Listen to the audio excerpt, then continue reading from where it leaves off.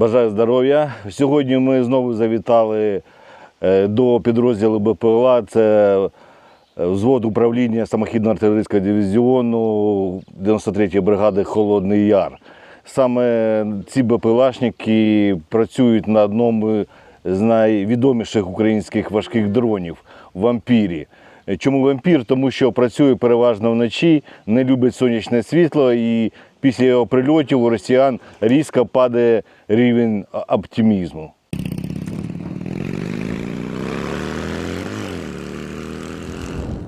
Ну і перед нами справжній повітряний вантажник. Якщо звичайний FPV можна порівняти з мотоциклом, то «Вампір» – це вже фура на мінімалках.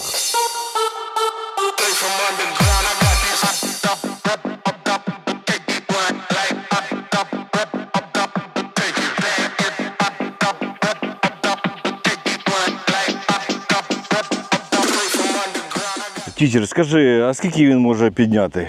Ну, достатньо.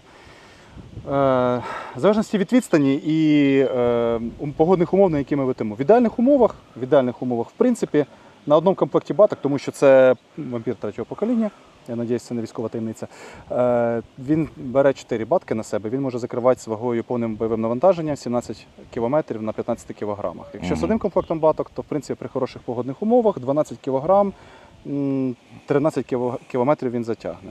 Ага. Ми стараємося десь до 10 працювати. Ну, я знаю, ви працюєте як по логістиці, так і бойових. От мене цікавить, саме бойові заряди, що саме ви туди чіпляєте? Ну, у нас класика, зазвичай, якщо пробуємо новий напрямок або нова точка, то ми беремо одну МОА-120, 1,5 кілограмова, пристрілочка така маленька, такі 1,5 кілограма уламків в задницю. А основним іде БК у нас 82-га міна перероблена. Там інший хвостовик, інший принцип ініціації, там перероблюємо підривачі. Або інколи використовуємо особливі секретні розробки, скажімо так. Саморобні хлопці наші умудряються робити маленькі 12-кілограмові фугасні бомби. Така гарна назва, батон у них приємна. Кидаємо батони підерам. Добре. Ну, розкажи тоді більш докладніше про цей «Вампір», про логістику, бо у вас його не було. Да. У нас же ж минулий раз ми знімали, це у нас Кажан був? Пегас, який збили. У телеграм-каналі було відео, як підери його збили FPV дроном. То якщо ви не підписані на канал MotoLife.ua, телеграм-канал, то підпишіться, бо там ми виставляємо ще інші відео, які в YouTube не виставляємо. То розповідай нам. Да, ось, власне, ми бачимо сам БПЛА «Вампір». Славнозвісний, дуже крутий дрон насправді. Хтось каже, що він нудний, бо він дуже стабільно літає, він невідчутний до погодних умов, до вітру, він дуже стійкий до всього, чого тільки може бути. Зверху встановлений Starlink, власне, який допомагає керувати ним, не використовуючи радіозв'язок, і таким чином ми оминаємо повністю радіогоризонт, виходимо за радіотінь. Це всім відома поширена інформація, але річ дуже класна, яка дуже допомагає нам працювати. Дрон має 6 моторів, тому це гексакоптер. До цього ми працювали на Пегасі, і інколи також використовуємо їх на логістику на короткій відстані. То принцип квадрокоптера, тому що 4 мотори. Ось, власне, шахта для батарей, акумуляторів. Ось тут стоїть зараз один комплект, можна поставити 2 комплекти, таким чином збільшити дальність роботи борта. Камера ось знаходиться спереді, за оцим модулем Quattro. Нічна, денна, зум на 7х, так що дуже-дуже класна річ. Ось, використовується як для бойової роботи. Так, ось сюди у нас оптика. Використовується як для бойової роботи, так і для логістичних місій. Я навіть не знаю, що зараз важливіше, тому що піхоту годувати і навіть наші позиції і обслуговувати. Зараз ми використовуємо їх для забезпечення як стартових майданчиків пілотів, як спотерів, так само і для забезпечення самим необхідним вогневих позицій, бо зараз заскочити на машині в сторону Констахи – це вже завдання не те, що з зірочкою, це, мабуть, завдання з 3 зірочками, і не завжди це вдається. Тому кидаємо воду, і, до речі, було у нас збиття борта, нас збили під час логістики також одного вампірчика, але нічого, у нас почав працювати інший. Доставляємо, я кажу, вантажі на позиції хлопцям. Працюємо по принципу, у нас є група операторів, дві людини, це штурман і оператор, які знаходяться безпосередньо за пунктом керування, потім покажемо це все через декілька хвилин. І є наземна група, яка доставляє цей борт вище до позицій, але на безпечній відстані також для хлопців. Ну, умовно безпечній. Звісно, що небезпека зараз значно далі дістає, тому що FPV долітають уже до Краматорську. Хлопці виїжджають на позицію, хлопцям проводимо короткий інструктаж. Як розгорнути борт, ви бачили, як це робиться, тому тут не треба дуже багато навичок. Хлопцям проводимо інструктаж, як розгорнути борта, як цепити посилку, як замінити батареї. Вони виїжджають на позицію, ми отримаємо команду, що вони на місці, вони розкладають борт, готуються до роботи і виставляють просто його на взльотний майданчик, далі вже робота за нами. Ми активуємо борт, піднімаємо, летимо, виконуємо місію, повертаємось, хлопці перезаряджають борт, і так ми робимо від 2 до 4 місій. До речі, дуже класна річ ще чим допомагає. Якщо трапляється термінова втрата борта, треба термінову доставку зробити. Так само, швиденько, швидко виїжджає група, виставляємо, цепляємо хлопцям, там, що треба, який вантаж, навіть там Starlink, необхідне обладнання, антенна, кабелі, дрон, там матрас або Mavic. Ми навіть не скидаємо їх. Завдяки Starlink ми можемо, як я ж казав вже раніше, оминути радіогоризонт. І ми просто прилітаємо до позиції до хлопців, садимо борта, просто сіли, відчіпляємо скид і взлітаємо. І таким чином навіть не відбувається жодної там травматизації для посилки, тобто вона доставляється в тому стані, в якому вона була і закріплена до борта. Ми сіли, поклали посилку і взлетіли, полетіли собі, повертаємо борта. Тому, якщо на Пегасі, коли ми скидали, там у нас був горизонт, ми використовували катушки для скидів з мотузками, ми показували це, ми кидали з певної висоти, пакувальні матеріали використовували велику кількість для посилок, для логістики, то зараз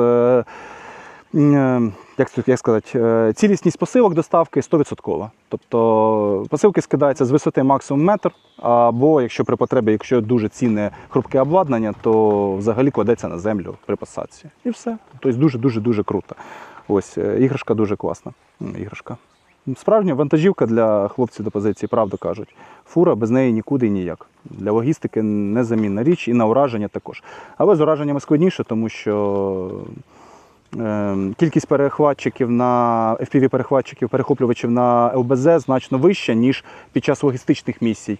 Тому що на ЛБЗ постійно підери цинкують, чекають, їхня піхота має радіозв'язок, вони передають парадійки, що вони слышим летить Баба Яга, і відразу в район, де засікають наші бомбери, летять підер-перехоплювачі і намагаються збивати. Тому кількість втрат на бойових значно вища, ніж під час логістичних місій.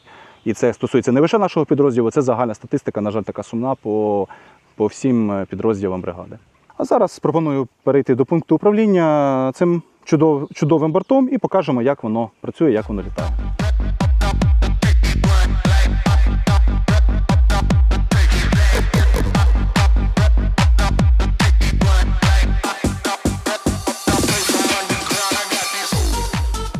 Це у нас, власне, пункт управління польотами. Він такий же ж самий, як і на попередньому відео.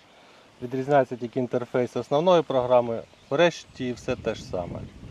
Дрончик із всіх, що я літав, найнудніший. Він літає сам, дуже стабільний. Мені подобається. Да, чекаємо зараз завантаження, бо один маленький мінус. Єдине, що треба для гарного конекту, треба розкриття, відкритий доступ до неба, тому що супутник Starlink працює в нас при гарному видимості нашого чудового блакитного неба. Тому зараз чекаємо, він завантажиться. Коли дуже багато якихось помех, дерев або щось таке, то він не працює адекватно. Або навіть коли дуже сильні грозові хмари, в першу чергу, дощ, то борт не літає не через те, що дощ, а через те, що зазвичай дуже погано він працює з небом, з видимістю. Ну, ми готові до взльоту, все готове. Запускаємо двигуни. Да, даю добро.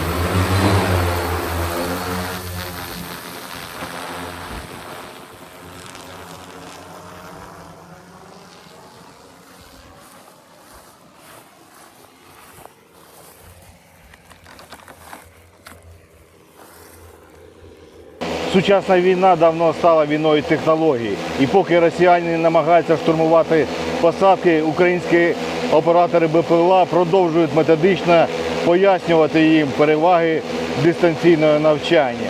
Працює екіпаж «Вампір», працює Україна. І поки такі хлопці тримають небо, ворогу спокійно життя точно не буде. Ми продовжуємо боронити нашу країну і ми обов'язково переможемо, бо ми не переможні.